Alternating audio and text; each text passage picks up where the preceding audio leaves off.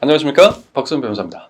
전월세 신고제, 계약갱신 청구권제, 전월세 상한제를 내용으로 하는 이른바 임대차 3법이 국회 본회의를 통과하기 직전입니다. 본회의 통과 시에 인프라 확보를 위해서 내년 6월부터 시행되기로 한 전월세 신고제를 제외하면 나머지 두 개는 다음 달인 8월 초부터 곧바로 시행될 예정입니다. 그럼 당장 시행을 눈앞에 두고 있는 주택임대차보호법 개정사항부터 보기로 하시죠. 자, 첫 번째, 계약갱신 청구권에 관해서 변동이 생깁니다. 기존의 임차권 보장 기간이었던 2년에서 세입자는 2년 더하기 2년, 그래서 총 4년 이상의 임차 기간을 보장받을 수가 있게 되었습니다.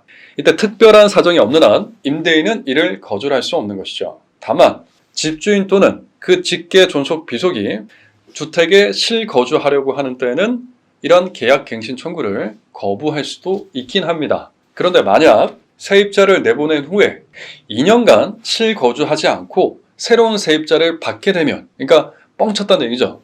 그렇게 되면 기존 세입자는 집주인에 대해서 손해배상 청구를 할 수 있게 됩니다. 다음으로 전월세 상한제가 있습니다.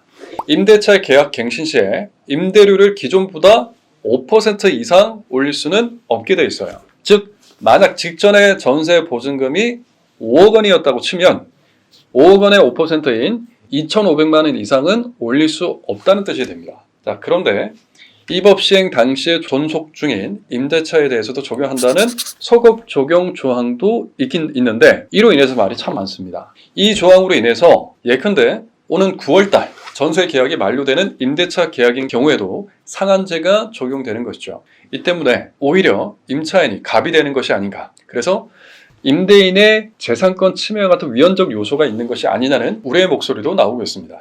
자, 반면에 8월 이후 전월세 계약을 새로 맺거나 4년 임대 기간을 다 채우고 새로운 세입자를 구하는 경우에 그 초기 임대료는 이 같은 규제가 없기 때문에 임대인이 초기 임대료를 자율적으로 정할 수 있어서 오히려 4년마다 전월세 금액이 폭등할 가능성이 있다는 것이 주요 비판점이 됩니다.